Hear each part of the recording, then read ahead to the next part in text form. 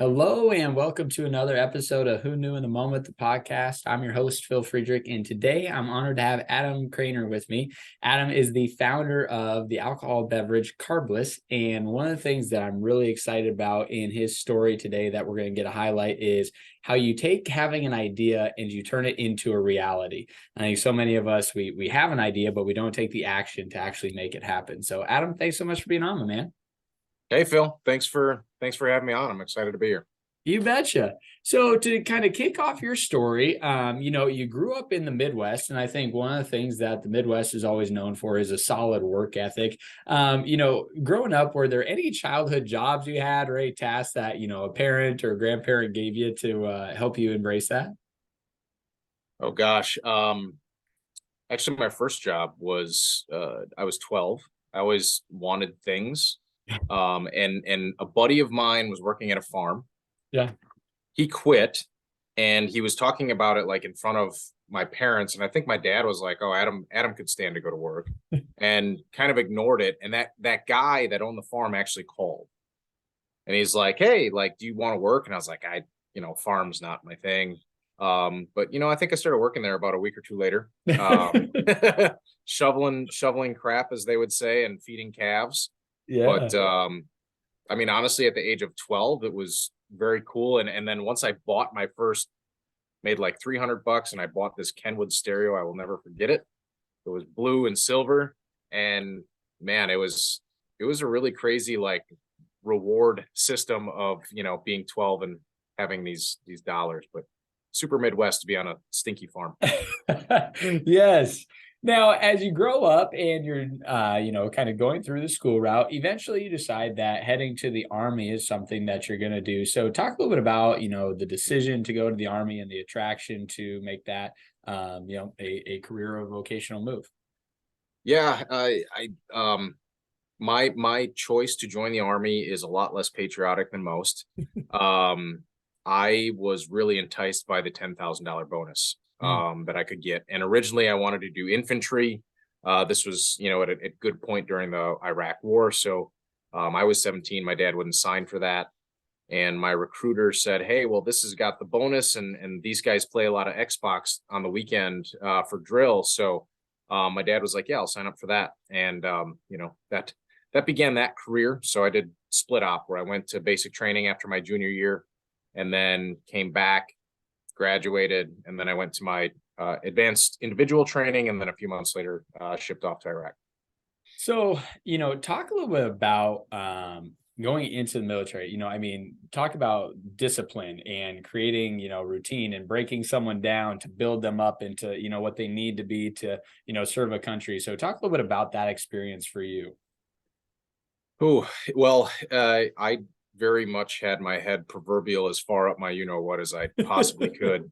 I was not a model citizen by any means, and what I think the military definitely taught me was the value of that teamwork mentality, everybody, in the boat rowing at the same time.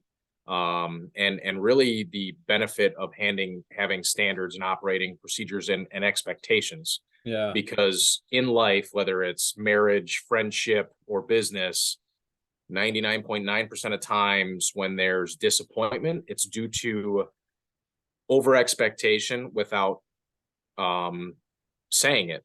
Yes. And so having those standards just really helps you understand what the value of an expectation and a standard is. Now, I got out of the military because I realized I really hate being told what to do and when to do it. But starting that at 18, right out of high school, was a great time to really lay that groundwork, create the discipline, and later in life, understand the value of all those things. I think that's such an amazing point, and you hit the nail on the head. That's like a firm belief of mine in life is that, yeah, most frustrations come from unmet expectations, and most expectations are never clearly communicated. And, as you think about that, there's a lot of reasons why somebody doesn't communicate an expectation. Sometimes it's just because you assume that your expectation will be the same as someone else's. And I think sometimes you're afraid that if you say what your expectations are, the other person's not going to agree. And then it's just going to part ways on a relationship or a business deal from the get-go. And it's like, well, maybe I'll give it a little bit more time before I just, end it that way by sharing my expectation. Yeah. Well, so fun fact, my wife and I actually put into our vows, may our expectations always be clear and concise. That was the last Mm, part of our vow. yeah. Agree with you 1,000,000% on the expectations that go unsaid, go unmet. I as you were talking about how why people don't do it, I think another thing to add to that, and I Yeah. agree with you, is this assumed common sense. And Mm, so we want to assume other people are dumb because their common sense isn't the same of ours, rather than understanding that, Phil, I think you're a smart guy. We've had a few conversations, right? I can think you're smart and our common sense is going to be different because your life up to your age has been way different than mine, where you grow up, the experiences you had, and that's how our common sense is built. yeah. But we just choose to assume somebody else is dumb rather than understanding their situation. That's really good. I love that. So as you're exiting the world of military and kind of transitioning out of that, you find yourself in a series of different jobs that are more in like the food and kind of beverage and processing packing industry. So talk a little bit about, those jobs and how you got started in that after the military. Yeah, so out of the military, actually went into sales, and that was 2008. We all know what happened in 2008. So things went really well for a few months, and then August, September took a dive. Buddy of mine was in the cheese industry. I'm from Wisconsin. Haha, go figure. Um, I know, right? And so, Stereotypes are real for a reason oh yeah, sometimes. yeah. This is the realest of the real. I've just gotten to the point now where I meet people out of state. Like, no, it's not a joke. I've really worked at a cheese factory for a lot of years. Um, so my buddy was cutting cheese cutter is the job, and hey, how's business? It's horrible. So I think at that time it was 14.82 an hour, and the general base wage was 8 or 9 for general manufacturing. So it was a great wage. Let's go. Over the course of quite a few years, I had worked my way up into a couple different roles, ended up doing some scheduling, left the company for about a year to do sales again, which is where I met my now wife, went back into that role, ended up being a director over a couple plants, and left there in 2019 to start running a pizza co-packing plant, and was already kind of starting on this process with Carbliss, but had like we were dumping our life savings into it. So I needed something to build that back up. And then left that in 2021 to come into our business now full time.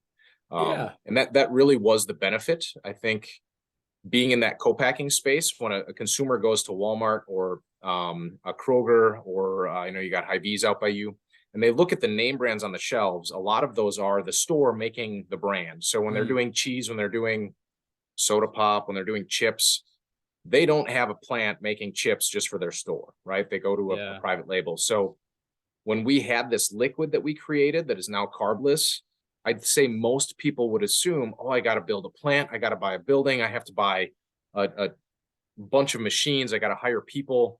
As where, because of that life, I knew if I could find a way to replicate what I was making, I could find somebody else to put it in a can, and then we could build a brand and not have to, put all the money into the infrastructure. Yeah. So I want to rewind so we can fast forward to get to where you just led us to. And you kind of breezed over this, but in 2014, you're doing an interview with the vice president of a company, and that ends up being a pretty important hire for this vice president. Yeah, well, so oddly enough, we were both married at the time, and it was not any bit of that. But Okay. yeah, so Amanda was running the Wasmer company as their vice president. Um, and it's an energy consulting firm. So I had been in the cheese life, wanted to get back into sales. And this place was in New Holstein, Wisconsin, which you've never heard of, nor should you. But it's a couple thousand people, not much business there. And in my backyard, good income opportunity that was really based on the salesperson, which I had confidence in. So yeah, I interviewed with her, then I interviewed with the CEO. The CEO actually offered me the job in the interview. She had left to go up north, and I remember like getting home, I was all excited, and I'm like, wait, why did he offer me the job in the interview? Like, how desperate are they? Yeah. And I started second guessing it. But so went to work there, and within about a year, probably about 9 months, I started the process of getting divorced. And I had my daughter, who's just turned 17. Oh gosh, at that time she would have been 7 or 8. And me and her mom were split.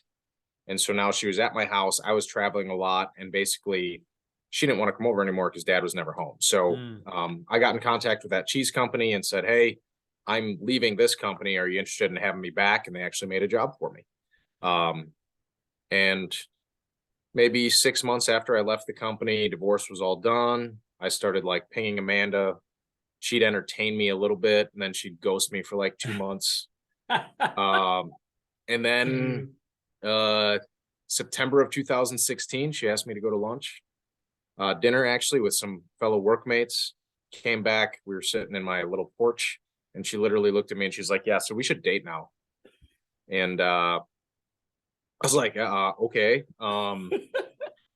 Like that threw me for a loop. And I mean, yeah, now we're married, business, few kids. So Yeah. she was right.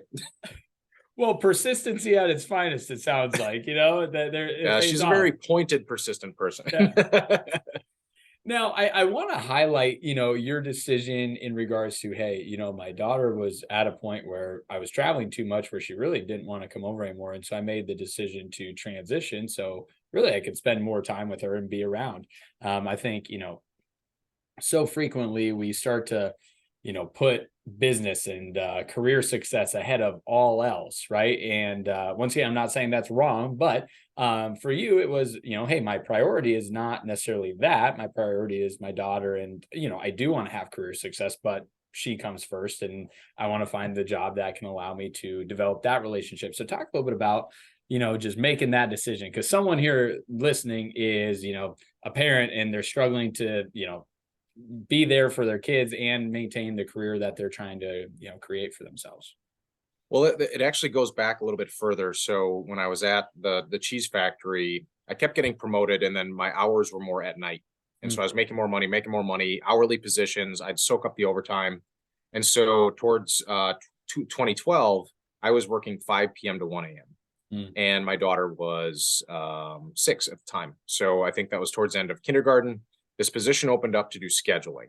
I knew that I was going to get more visibility from a corporate perspective, but the job was about a $15,000 or $20,000 pay cut. And so I remember a guy that actually just hired part-time, used to be my boss, sitting over there, was one of the ones in the room, but him and my current boss at the time tried convincing me not to take it because it was going to be a step back financially. And they were looking at it slightly selfishly because I did well on the floor. And they're also looking out for me, like, is this really what you want? But this new job was an 8 to 5, so I could see my kid going to school. Fast forward, so I had Haley when I was in high school. And like that combined with the military pulled my head out of my butt pretty quick. Yeah. But I had to make a decision. Am I going to be the cliche piece of shit, or am I going to take care of my kid? And it's not going to be somewhere in between. Yeah. So even our parents were very supportive, but in February of 2006, moved out and got an apartment and got a full-time second shift job, even though I was in high school, to support my kid, because that was a decision I made. Yeah. And so this actually came through, my daughter didn't tell me, her mom came to drop her off. And this was maybe like 2 or 3 months after my now ex-wife had moved out. And like, we have a good relationship. And it was as simple as her saying to her mom, well, I don't want to go to dad's. And she's like, well, that's weird. Why? And she said, well, he's either working, and if he's at home, he's not really home, he's working. Yeah. So it just doesn't pay. And first off, I'm thankful that we had the relationship that her mom was willing to tell me. And I know she was nervous about it. Yeah. Because defensively, you want to prove why you're right and doing the things you need to financially. Yeah. But I was pretty taken back by it within, a month. I was gone from the business. And it was kind of funny because Amanda and I have had this conversation. The CEO of that business tried to offer me more money. And so when I told him, I said, this is nothing about money. Yeah. I need time home. I can't be, out on the East Coast for a week at a crack. And then he just offered me more money. Like you're not solving Yeah, my right, problem. right, And because of this job, like you can't solve my problem and I don't right. expect you to. So it is, I've noticed every time I've taken a step back financially, 3 years, later in life, I'm far, far ahead of where I would have been had I not taken the step back. Yeah.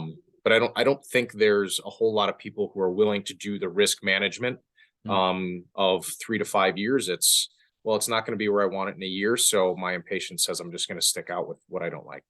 Nope, that's awesome. I appreciate you sharing that. That's amazing. So as you're going through, eventually you and Amanda decide to go on a low carb diet, right? And during low carb diets, that means that there is not only a food intake differential, but if you're really following it, the alcohol content has to change as well. And so you start perusing like, all right, well, what can we still drink? And this is what starts to get the mind wandering and creativity comes to fruition. So talk a little bit about that season of life and kind of how, it all came to be. Well, how it all came to be honestly fits in with your podcast so well, but we started the keto thing, and like Wisconsin, we have these things called supper clubs. So you sit at a bar for 2 or 3 hours, wait for your table, and you just get drunk, then you go eat. Well, my favorite Amazing things invention, by the way. yeah, Amazing invention, yeah, by the way. it super smart. My favorite things to drink, and they're very, each supper club has the best one in their eyes. But it's Bloody Marys and old fashions, not low carb, not low calorie, none of that. So the easy thing was not, some people go, I'm going to not drink booze on keto. We decided to do it, but just moderate. And so Amanda didn't drink much. I was drinking vodka, tap water, lemon, and lime, citrus in it. Yeah. And that it wasn't, did it taste great? No, I didn't like it like I like an old fashioned, but I was social. I enjoyed it. And it wasn't, I know you're a bourbon lover. Yeah. To me, bourbon is too much. And now I will drink bourbon when I don't want to drink a lot, right? Yeah. Same aspect. I get to be social. So anyways, we were doing this for about 5 months, and a buddy of mine, end of May, group of us are at Elkhart Lake, which if you've ever heard of Road America, Wisconsin, or Road America, the racetrack right there in Elkhart Lake, we're hanging out as a group. End of May, actually really nice in Wisconsin with all of our kids. Yeah. And my buddy brings me a tall, white, skinny can. And he goes, hey, dude, you've been doing the keto thing. This thing is 2 grams of carbs, 2 grams of sugar. It's in a can. Like, try this. And I tried it, and I still remember looking down, like I spit it back into the water. And I was like, that ain't worth it. And then so my wife tries it. She drank it, but same thing. She's like, Sam, here you go. Yeah. For me, the idea of the fact that this was in a can was, now when you look, like, this is now part of my story, right? Yeah. And I've told this story to distributors and consumers across the nation, but it's so interesting how at that time, this is gross, now becomes that moment.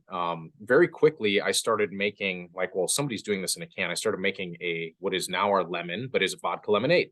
Yeah. Googled the ingredients, no carbs, no sugar. Family and friends love it. Go to the store because everybody likes it. Somebody else has done this. Spend $500. Nothing is anything like it. They all taste the same. Yeah. And then start asking people in bars and restaurants, why are you drinking that? Yeah. And insert name brand seltzer in 2019. So there's been a ton come on the market, but Truly was big. White Claw, Henry's Hard Water made by Molson Coors. Yeah. The answer I would get was always the same. I am drinking that because it's low carb, it's low sugar, it's low calorie. Oh, awesome. That's why I was intrigued. Do you like the taste? And 99.9% of the time, the answer I get is, it's okay. It's fine. Yeah. Now, fast forward, and those companies have done billions and billions in revenue. They've helped support sales for retailers. They've helped support sales for our distribution partners. And it's based on, it's okay. Yeah. And so my follow-up question would be, what if you could have a vodka lemonade with the same nutrition? Oh, I'd much rather drink that. And that was, I didn't sample anybody on our liquid. I asked about 300 people that question. And that was the basis of us going, okay, it's not just us, our friends and our family, we should do this. Yeah. So we incorporated the business sometime in September of 18. And then we launched on store shelves in September of 19. Yeah. Now, something that I think is super intriguing is you make it sound so, coy, hey, I made this and then we were on the shore, on the store shelves a year later. But part of it starts with a pen pal from fourth grade. So talk You about really did your research on me. dude, I tried. I tried, man. Other than coming to live with you for a week, I did as much as I humanly could. But talk a little bit about some of the series of events that had to line up for this to come to fruition from just, creating a drink to being on store shelves. Yeah. Well, so I'm a firm believer in, like, everybody says they're relationship driven. Yeah. Um, I enjoy finding things within a network and like never being afraid to ask for help. So Yeah. Matt Moses is his name. He's now my Edward Jones financial advisor. So he was working for Badger Liquor in Wisconsin.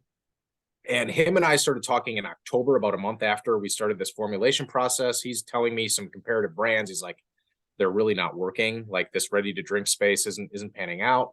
I know what it tastes like. They're really not that great. And he hadn't tasted ours. Um, so I had been given a name and number from that distributor who I wanted from somebody else. And I had been contacting them for about 3 or 4 months. Not an email back, not a call back. And so then I called another buddy who was actually my current Northwest Mutual rep at the time. Um, and he had interned for a competing liquor business. And I said, hey, can you give me a contact? He did. I got a meeting with them the third day of my new job at that pizza plant. So I had to drive an hour, like, had to, told them I had an appointment. They get to me 13 minutes, 17 minutes late. So I now have 13 minutes to pitch because I need to get back to my new job. Right. I was disappointed by that, but they were like, hey, yeah, we'll bring you on. Like, this liquid is great. And I'm like, this is what I think the label is going to look like. So I send a Facebook message to my buddy Matt, and I was like, hey, dude, I've been trying to get a hold of the guy at Badger forever. He's not getting back to me. So these guys are going to bring it on, and I'm going to build this to the point that you guys wish you would answer the call. Yeah. And he goes, well, I don't know who you were talking to, but Gary Sadoff, the owner, just met with all of us yesterday and said, RTDs are the future. Let me give you our head of spirits phone number. Did that, had a meeting with him a week later, and he still to this day is a very big cheerleader of ours. And he's like, hey, this stuff is gold. Like, I love this liquid. That was in February of 19. And then that's who we launched with in September. Now, going back, part of the upside that I had was a lady named Cassandra. She works for Kroener, which is a huge retailer. Yeah. And it's pick and save here in Wisconsin. So she's a category manager for, like, tobacco and a few other things. And I said, hey, I know you work at Roundy's. Who do you know in alcohol? She got me in contact with somebody. And for me, it was like more or less the approach of, your big chain business, right? Here's the liquid I have. Here's the label that I'm thinking. Tell me what I need to do to make sure I'm successful selling in a retail space. And one of the biggest things I know she told me about was called GS1 certified UPCs. So you can go online and generate a UPC, but 10 years ago, that could have been used for a bolt for an airplane. And then 50 years ago, it could have been used for, a textile.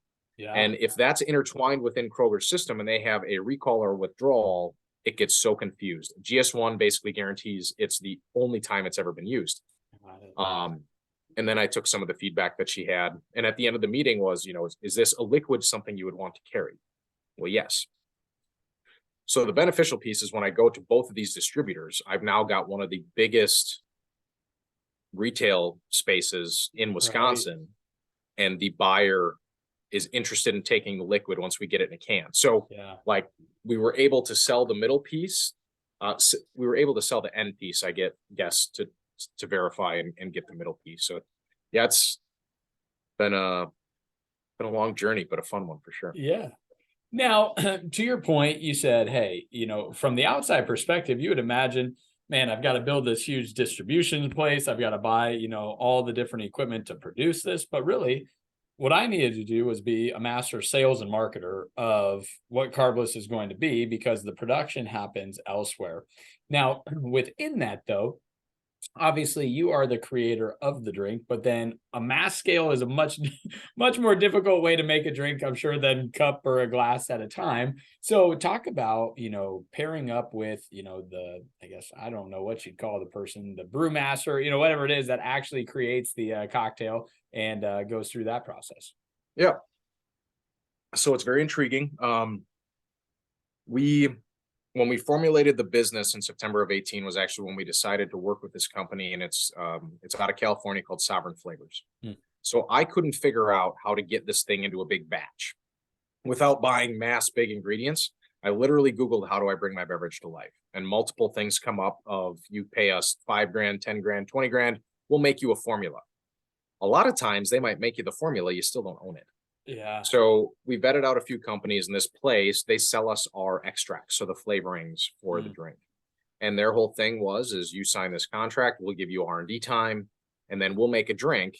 And it's a down payment on the things that you buy from us. So to me, they have the most vested interest to make it right. Right. Because if they don't, yeah, they got some money, but was it worth their flavor chemist time? Probably not. Yeah. But if they do, I mean, I originally sent them like 2,500 or 5 grand or something like that. And now our monthly POs are 6 figures. So it clearly makes out when they partner with the right business.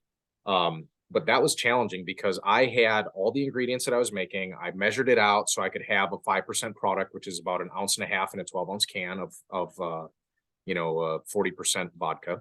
Yeah. And I sent them all the ingredients. And then, I get the first iteration. I'm like, yuck. This ain't gonna work. No, and so the thing that I didn't recognize is, let's say I come to your house tonight and you make steak, asparagus, and potatoes.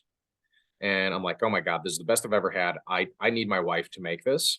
And so for her to replicate that, the things that we need to think about is the cut of steak, how long did it cure, where was it sitting, what seasonings did you use, were they coarse, were they fine, when did you put them on the steak, how long did you, there's so many variables, right? Right. Now add in that not only is she making it now, I want my wife not only to make it just for me like you did, but I want her to make it for 20,000 people. Right. And it needs to taste the same every time. So the coolest thing is just watching them really break down what I thought was one ingredient was probably 4, just because of how it's packaged. Yeah. So that took about 5 or 6 months of me not liking anything. And I was like, dude, so they're out in California. I was like, remember, I'm working full time in the middle of changing jobs. And I'm like, how long does these take to make? And he's like, oh, like 10 seconds. And this had been 5 months at this point. And I'm like, so if I came out to California, he's like, we'd probably have this done in like 3 hours. And I'm like, I'm coming. Yeah. So January 1st of 2019, I flew out there. And that's actually when I got the recruiting call. I was in California to switch from the cheese company to the pizza company. Fun stuff. So yeah, I went there to formulate the 3 original flavors that I had made. We ended up formulating another 3. And then in February, got a bunch of friends together and brought it down. We had a total of 6 SKUs. We brought it down to 3 just because it's still very expensive to launch. Yeah. Now, as you're progressing and developing these drinks, your go-to-market strategy is one idea to start with. And then you realize, maybe even though we're in the cocktail space, maybe that's not the best distributor to have. Maybe we need to go other places. So talk a little bit about, getting the product out there now that we have the product and getting it in different states. Yeah. So first, with getting the product out there, the one thing that I've learned through this process is in alcohol, after prohibition, there's something called the 3-tier process. So manufacturer, distributor, retailer. It is a legal requirement for me to go through all those. Now, if I made chips or if I just made water, I could go and sell to the Piggly Wiggly up the road or the Hy-Vee up the road. I could never do that within the booze industry. There are some caveats, like, tap houses or distilleries can do some level of distribution, self-distribution. Since I'm not making it, that's not an option. Yep. So we started out, and I'm a booze product. So let's go to the liquor house, and Badger Liquor, that story I was telling you earlier, has been a tremendous partner. They've been along on the ride for a lot of growth. As we started going to other states, we realized that we spread outside of Wisconsin pretty quick with spirits distributors, and they weren't doing well. And there's a few things that we recognized. One, we weren't being a good partner. We weren't supporting the brand. Quite frankly, I didn't know how to support the brand Yeah. because it wasn't from the area, the alcohol space. The other piece is you mentioned that you tried the drink or you had the drink last night at a bar. Yeah. That drink is consumed just like what other product? A beer. Yeah. Right. So in the spirits world, they sell bottles, they pour it out, great margin, generally lower volume. Beer is high volume, lower margin. Yeah. And so as we were seeing some of these failures within the distribution network, you start thinking about what's important about the brand and who should we be partnering with. Part of that is along there. I didn't know that I could sell with beer guys because I'm liquor. Now, they're looking to protect their business. And I'd say over the last 5, 6, 7, 8 years, a lot of them have started to get licensed basically to expand their top line as well, because beer realistically has just been losing share. So that was it was a good learning curve, but at the same time, I have Badger Liquor and Frank Liquor in the state of Wisconsin. That's 2 distributors. So I have 2 points of contact for an entire state. In Minnesota, we have a combination of the Molson Coors and Anheuser-Busch network, and we've got 9, 10 different houses. So it's 10 points of contact to quote unquote manage. Yeah. And then only 2 in Wisconsin. So the upside is less management. The downside is just, I mean, the liquor guys, because of the nature of liquor, they're in the account once a week. Right. A lot of the beer guys are in there every single day. Yep. And then how much Jack Daniels do you see in the cooler? Right. None. Right. How much beer do you see in the cooler? And how is our product purchased? How is it consumed? So those are the things we had to consider to be able to know we had the right partner as we try to grow in more states. Yeah. Now you mentioned, hey, I continued to work full time while I was getting this business up and running. And, if you ever watch Shark Tank or if you ever listen to any entrepreneur, right, you have the 2 opposite ends of the pendulum. You got the person that says, you would be crazy to quit your job because that puts so much financial stress on you. Keep your job, do this in the nights and weekends and in your free time until it really gets traction. You got the other person that says, don't do that because if the business you're trying to build starts going south, you'll just, go back to your full-time job and you'll never give it everything you had. And what I always think is there's not a right or a wrong way. It's personality based, right? Some people, that is true. If you give yourself an out, the second things get hard, you'll take the out. There's other people where it's like, man, it would be crazy for me to quit my job. Like I do need this financial income to come in to support this. And so I'm going to keep doing that and just have to do a balancing act. It might take a little longer, but I'll balance it. So talk about that for you. That balancing act was less internal and more external, going back to the marriage. Yeah. So my wife is an accountant. So you can imagine where this conversation is now going. Very entrepreneurial, risk taker. Yeah. So, I mean, most of our ideas, we joke like, the first gatekeeper I have is my wife. And once I convince her, I'm generally fairly confident that I can convince somebody else that it's a decent idea. But yeah, so I would say within 6 months, I was like, oh my God, like I was just so excited. You see it on the shelf and you want to get in more places and have more people try it. And sampling is a key to our success. And we were doing those every weekend. Like we would get a babysitter and we just go from store to store to store for hours and hours. Yeah. And I always wanted to. And she's like, hers wasn't a thing for the business. It was definitely like personal financials. And the business, I mean, first few years, we lost a lot of money. Not only what we put in, we continued to lose money. And so how do you support that? And, when you look back on it, could the brand be in a much higher position had I left earlier? Sure. Probably could be. There's also a lot of things that happened that could have been detrimental to the business. We've had like 3 of those that were operational kicks in the what, to the point that if we weren't working and we were expecting income, the disaster would have been bad. And COVID is all part of that. But then even the team that we have, I cannot, or like if I could have planned it, it wouldn't have worked out as well as it has. The guy that's leading our sales, Mike, is an amazing, brilliant guy. Our entire team, like the things that I understand is as much as I love who this group is, had I started that process 2 years beforehand, it wouldn't have ended up the way it has, whether I wanted it to or not. So I mean, when you look at all those things, I'm not a huge I would say like deity person, but Yeah. at the end of the day, I think things happen kind of as they should as you put your thoughts out into the world. So it was more of a marriage conversation. Yeah. And so we ended up having an investor that in July of 20, he sat us down and said, "What's it going to take to get equity in your business?" And I was like, "Not happening. Sorry." And then about 3-4 months later, I talked to somebody who helped me really understand, the consumer driven side is Shark Tank. And we have this much sales, and I'm going to take 40% of your business. And I'm like, I don't want to give that much up. I want more control. And just understanding what happens more in real life and understanding valuations and multipliers and what the reason is behind it. We ended up getting an investor that had that person I came back to and said, "You have first option." And that those dollars were what we used to allow me to come into the business. I took another significant, we're talking making about 25% of what I was making, in my other life. And, then we used the additional money to hire Amelia, our first person, and this Mike gentleman I'm telling you about. Financially, I plan to hire him in 2022, middle of. We hired him in June of 21, and again, like all the things happen in time, and you do the risk mitigation at the time. But yeah, my personal ability to just be flexible, I wish I could have done that 2 years prior for my life, for my kids' life. Financially, business, relationship with my wife, I'm happy we didn't, because it worked out at the right time. Yes. Now, today you're in 8 states, right? Yeah, I think so. Okay.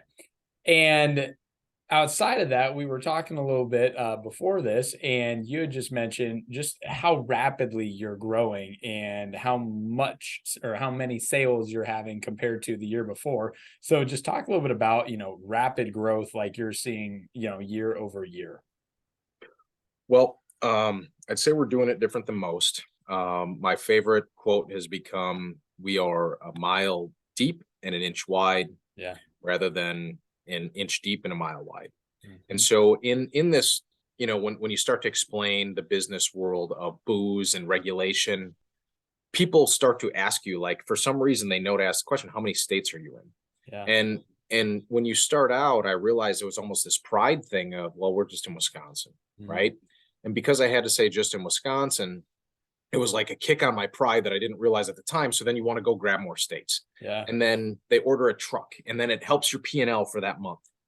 And after a few not great relationships, which I said is a large part on us, you start to realize that P&L pad for that 1 month isn't really doing the brand any justice. So while I think a lot of new brands will focus on the state badge, I'm in this many states. I can honestly, I don't know how many states I'm in. I think we're like between 8 and 10. Geographically, I'm probably sold in about 5, because you're in Nebraska. You tried it in Nebraska. Yeah. I'm only in Omaha. So Got I'm it. in Nebraska, but I'm Right. only in Omaha. And we will go as far deep into Omaha as we can, and then Lincoln will want it. Sioux City is already getting requests because of Iowa and South Dakota. And I don't know if you've ever heard of Culver's. Yeah. So Craig Culver has always said, "Own your own backyard," and they wouldn't put a Culver's within 50 miles of where previous Culver's were. They've gotten out of that model a little bit, but that is how they grew. And our approach is the same. I know many brands that are anywhere from maybe 20 to 30% of our sales, and they're in 30 states. We would much rather be really good where we're at, because then if the next move over, if Lincoln doesn't work out, I still have Omaha to fall back on, and I can go west instead of south. We haven't seen that happen yet, but it helps. We look at it, we're centralizing US, making the oak tree nice and strong. I love it, So you man. can't knock it over. I love it. Well, Adam, are there any other pivotal moments or things that really stand out to you that you'd like to make sure we highlight today? Um, Yeah, I mean, I'm gonna go back to the Mike gentleman. So he actually reached out to me on LinkedIn, and I'm like a brand nerd. Outside of booze, like I have this weird recognition of when things went well, Mm, and so in this world, there are a lot of, I'm gonna say, snake oil salesmen, mm, where it's they promise you the world, they never deliver, and it's always your fault. yeah. And I had experienced that a lot, but I knew eventually I'd need somebody to run the sales team. And this guy reached out on LinkedIn, and I looked at his resume, and it was like Pete's Wicked Ale, Shaker's Vodka, Mike's Hard Lemonade, left for a bit, came back, Mike's C-Store Channel, American Vintage Brands, which is White Claw, Cayman Jack. And it's like, okay, anytime this guy's been somewhere, that place blew up. Yeah. So I'm going to choose to believe that's not coincidence. And so we got on a call pretty quick. And like I said, we financially planned this to be later on, but felt like it was the right move for the business. And the beauty is he's a total opposite of me. And so he's very process oriented. He knows the steps he has to take, methodical, but also Yeah. understands that not all businesses are the same. And so it's just been a really great dynamic, because we have the same vision for the brand and we execute in two different ways that I think from a team perspective allows them to be flexible and get things out of us differently. But again, going back to, he pitched me in LinkedIn like, hey, saw you're running a cocktail brand, and within 3 weeks, we had him 6 hours away from his house at our house doing an interview. And our brand has done very, very well. And a lot of that is due to his intuition and how he built out the sales process and the go-to-market strategy. Do I think we would have done well without him? Sure. To the extent that we've gotten to this quickly, absolutely not. Like his leadership and his vision definitely put us on a path to success. And like you said right at the beginning, we all have ideas, nobody takes action. And I love it because you're Midwest just like I am. And you can go to a ball game or a racetrack on a weekend and you hear it 10 times. Oh, I had that idea. I had that idea. And it's so much to just, yeah, somebody else fucking did something about it. You just had the idea. So did 100,000 other people. Yep. Don't take a claim to fame on the idea because one person did something about it. And I think the cool, fun thing, and I try to help as much as I can now that I've done this. Like if somebody said, Adam, we're dismantling Carbliss, you have no control, and now you gotta go sell a mouse. Because of the trials and tribulations, do I think it would go exactly as Carbliss? No, but the business piece is so applicable that I could jump in and figure it out within a month. Yeah. Tech space, a little bit different, but part of it is I never looked at it as what if. It was, here's the liquid. Next step is got to get the formula done, got to get it in a can. And it's the end goal is seeing it on the retail shelf. And I thought that's all I needed to do. But then when I get to the retail shelf, now it's like, okay, how do I sell more? How do I have more space? How do I sell in more places? And it's, I think the cliche is most people look at it and go, oh my God, I got to eat that elephant. Yep. And there's no way I can do that. So I'm just going to keep watching Netflix. And, as where, the adage is, you eat an elephant one bite at a time. And that's where we have some really big, grandiose plans. But that's up here. Now we just got to build the plan back there. And how do I take, a 0.25% every single day and work towards that big goal? I love it, man. I love it.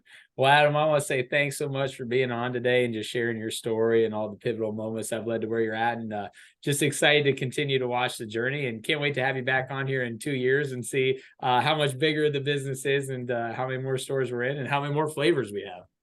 Yeah. Thank you, Phil. I appreciate the time.